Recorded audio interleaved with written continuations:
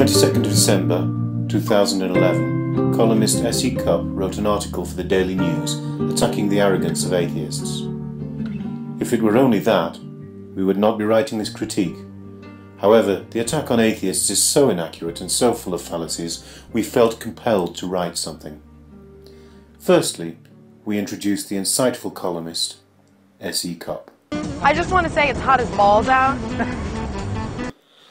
As an atheist herself and a columnist, we would have expected better from this article, but we shall investigate what she said. We have recorded her piece using extra-normal software and missed out the fairly mundane and inoffensive intro where she claims to be a lifelong atheist and describes her father's researches into his own spiritual beliefs, of which he is rightly proud.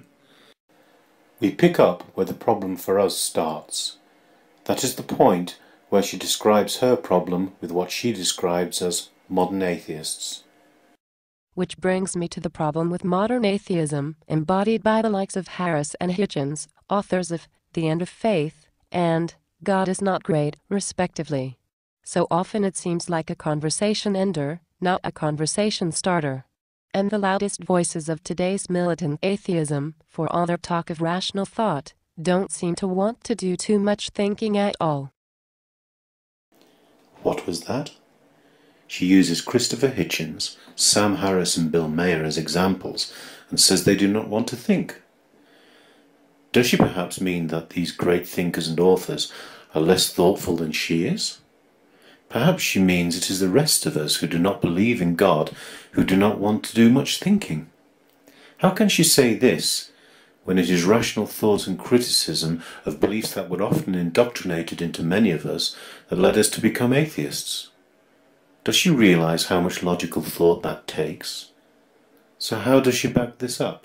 James Wood wrote in The New Yorker, "The new atheists do not speak to the millions of people whose form of religion is far from the embodied certainties of contemporary literalism. Indeed, it is a settled assumption of this kind of atheism that there are no intelligent religious believers." These statements need backing up. This nonsense about contemporary liberalism is vaguely shrouded in imprecise but impressive-sounding English that could have several meanings and is in itself a thought-terminating cliché. What he means is, we only bash creationists. Well, we do, and they deserve it. But we also speak to anybody who believes in God because we want to free them of their mental chains.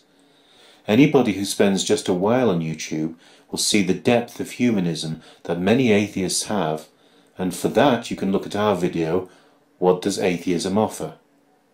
She goes on. What spiritual quest are they on, except to put an abrupt end to those like my father's? For them, the science is settled, the data are conclusive, and the book, no, not the good book, has been written. Time for everyone else to pack up and move on to other business, like, presumably, accumulating wealth and fulminating at the sight of the nearest Christmas tree. The militant atheist wants nothing more than to spoil the believer's spiritual journey. That's both mean-spirited and radically unenlightened. And again, she thinks she can get away with statements like this without any justification. The idea that atheists can be bundled together as one type of person who want to do anything is a gross oversimplification to give her something to write about. However, the first part of the question she poses, what spiritual quest are they on? The answer, of course, is none whatsoever. They deny spirituality because they are atheists. Science is never settled.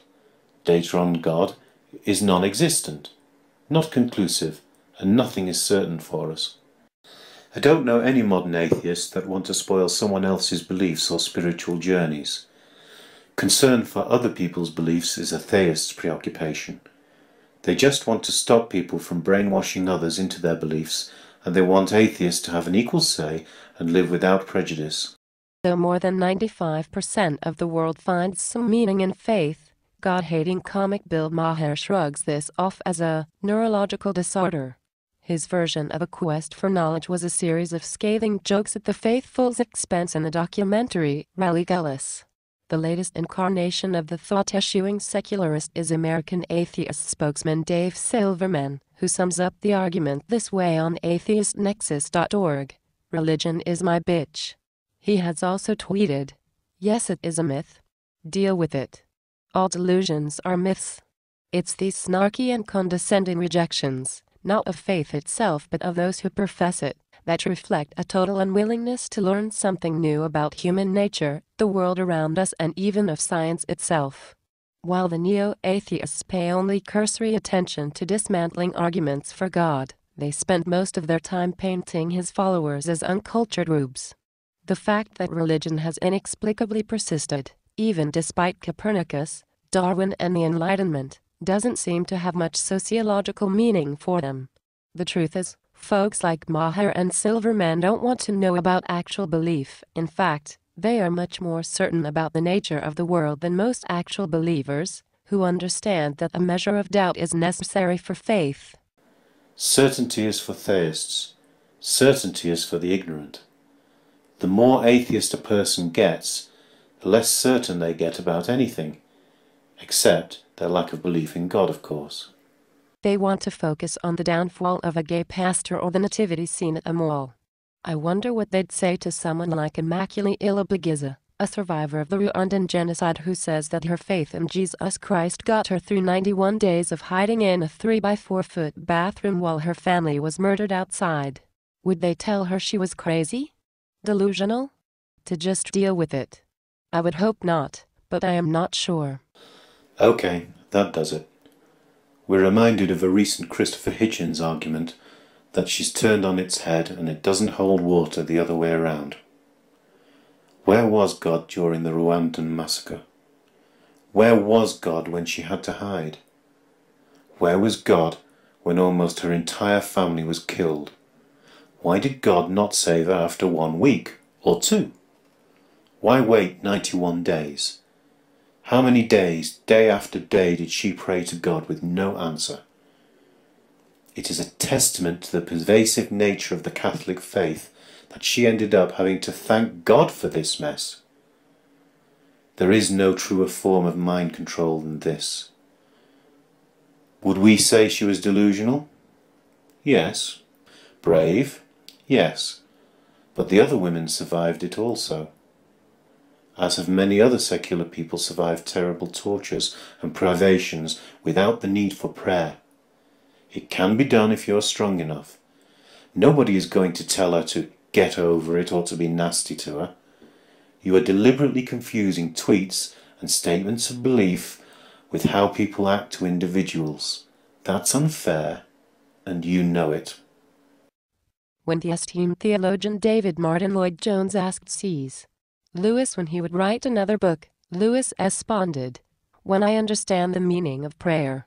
It was an acknowledgement that he, a thinker with a much sharper mind than, say, Maher's, didn't know everything. I implore my fellow atheists to take this humility to heart. There's still a lot to learn, but only if you're not too busy being a know-it-all. Well, if she thinks that C.S. Lewis was any great shakes as a philosopher or theologist, then it's time to end this video on that note. We are not know-it-alls, Miss Cupp. It's just that you don't seem to know much.